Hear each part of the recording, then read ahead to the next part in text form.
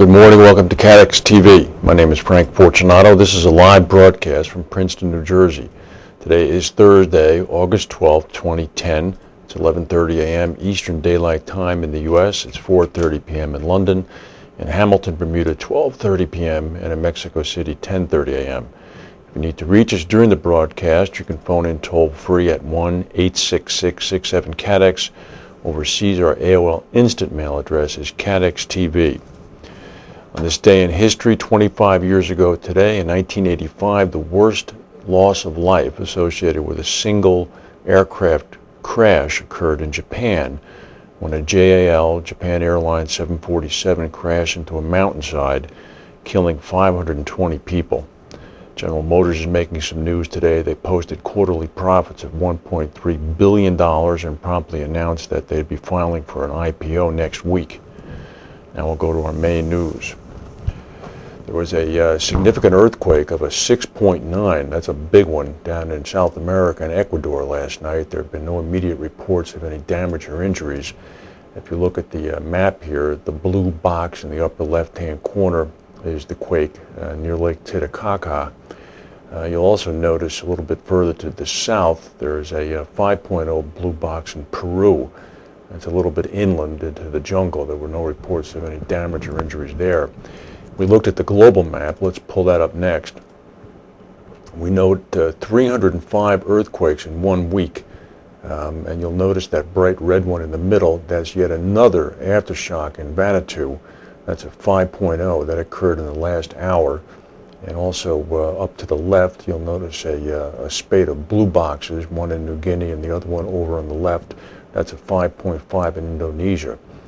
And for those with sharp eyes, you'll notice a red box in the last hour just at the head of the Bay of California in Baja California. That's a 3.0.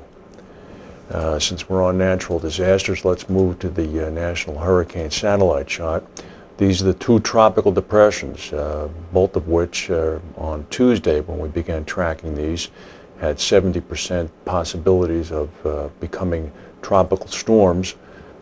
They have become neither. Both the Danielle, which would have been named Danielle, it never rose to tropical storm status, off to the west, which is now inundating Louisiana with rain, as well as the other one, which did not receive a name either, near the Turks and Caicos Islands. No cyclonic activity is predicted, and you can see to the east, off the Canary Islands, which is the hurricane generator area, and off of North Africa, there is no activity whatsoever, so we should be good for a little while. Some people are not good in the United States. Some 484,000 people are not good. The number of initial claims for regular state unemployment benefits was reported by the Commerce Department this morning, increased by 2,000 up to 484,000 people. Most economists have been predicting an increase or a level of 463,000. So it's a little bit of a dip. The stock market is down about 26 points, which is an improvement over this time yesterday. Initial claims, however, still remain below last year's level by about 13%, so that's not so bad. Data, however, still reflects very sluggish hiring trends in the United States. To insurance news, the German insurer Allianz saw operating profit decrease by 37% in Central and Eastern Europe during the first half of 2010, mainly as a result of weather-related losses in Bulgaria, the Czech Republic, Hungary, Poland, Romania, and Slovakia. The insurer's European business reported an operating profit of 100 million euros for the first half of 2010. But in the second quarter, they recorded 91,000 claims across those named countries. The member of the board of management in charge of those growth markets, Werner Zedelius, said, "Flooding, thunderstorms, and prolonged rain plagued the region during the second quarter." Perhaps one possible upside of all of this was that life insurance premiums in those areas increased 18%. Perhaps people began to think that the catastrophes might have an imminent impact on their future. Northern Ireland has been back in the news with terror attacks recently, and that increase in terror attack rate is going to push claims in Ulster's criminal damage compensation scheme up 25% for the year. The The scheme provides compensation for malicious damage to property coming from acts of terrorism. According to a spokesman for the Northern Ireland Department of Justice, the number of claims set to hit the plan for 2010 to 2011 will increase by 25%. From the start of April to the end of July this year already, some 352 claims have been made. That's an 18% increase over this period last year. There, of course, has been a sudden increase in terror activity in Northern Ireland over the past 2 weeks. A 200-pound car bomb exploded outside a police station in Londonderry on the 3rd of August. A bomb was found under a soldier's car in Bangor on the 4th of August. And on the 6th of August, a bomb was discovered under the car of a policewoman in Kilkeel. Yesterday, a pipe bomb was found on the windowsill of a house in Antrim. The U.S. Agriculture Department at 12 noon and 25 minutes will release a report assessing world grain supplies. Many analysts expect it will forecast a 2-year low for wheat inventories. Russia, the world's third largest wheat exporter, already has imposed a 4-month ban on grain exports last week because of the drought. Russia had originally planned to increase its exports this year to more than 40 million tons. The World Bank has urged other countries not to follow suit, fearing that a supply crunch like the one that drove 2008 prices to twice their current levels and ended up prompting food riots in Africa and Asia might reoccur.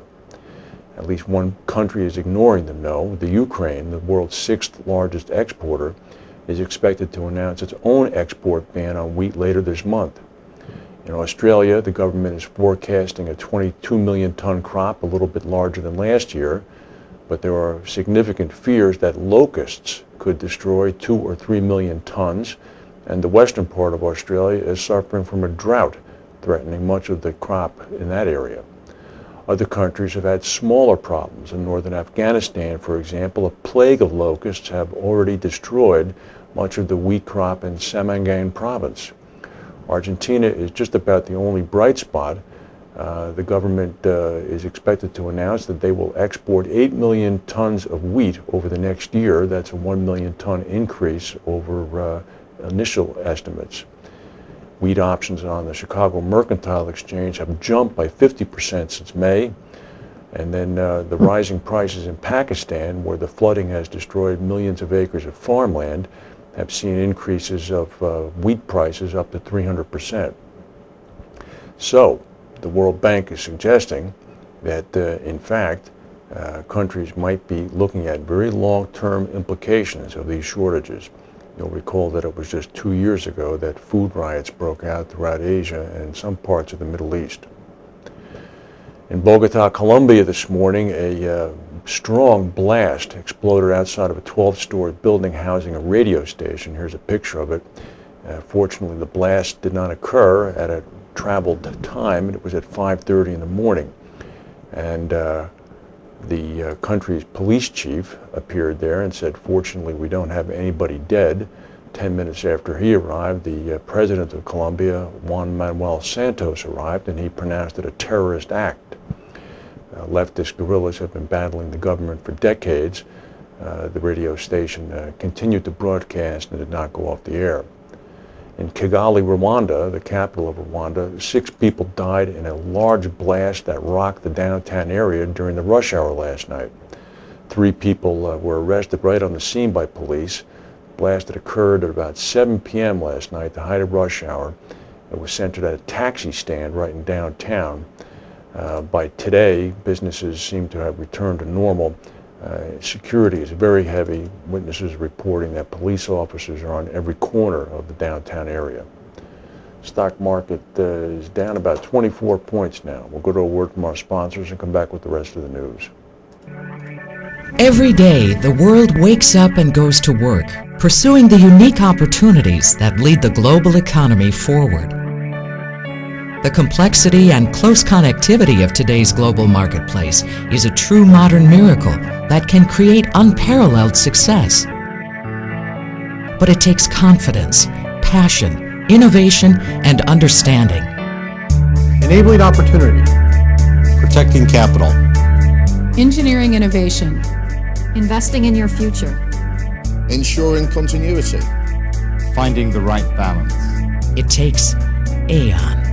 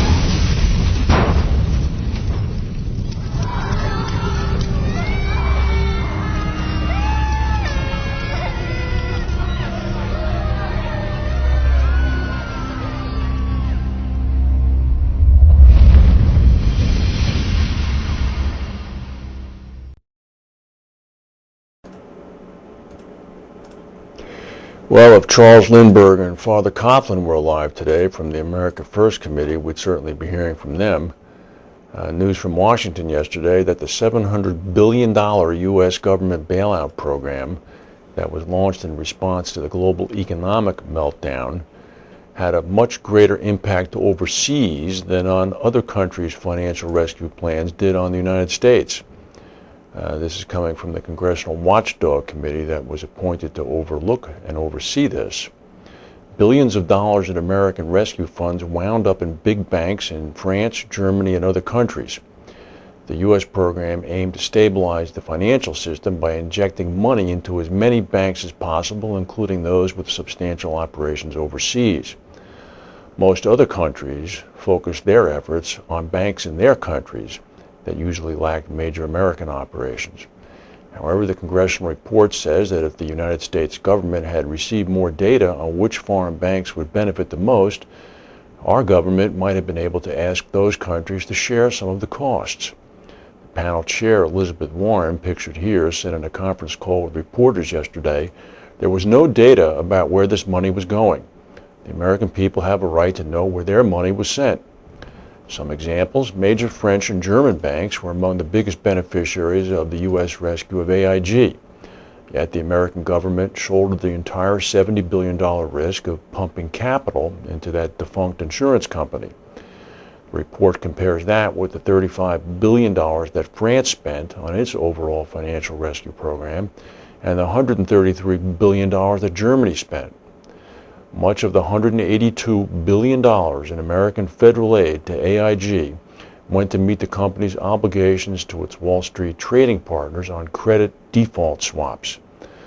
Those partners who were made whole in full included the French bank Société Générale, which received $12 billion in taxpayer money, BNP Paribas, Spanish bank, which received $5 billion, and Germany's Deutsche Bank, which got $12 billion. Of the 87 banks and financial entities that indirectly contributed from the U.S. aid to AIG, 43 are foreign banks.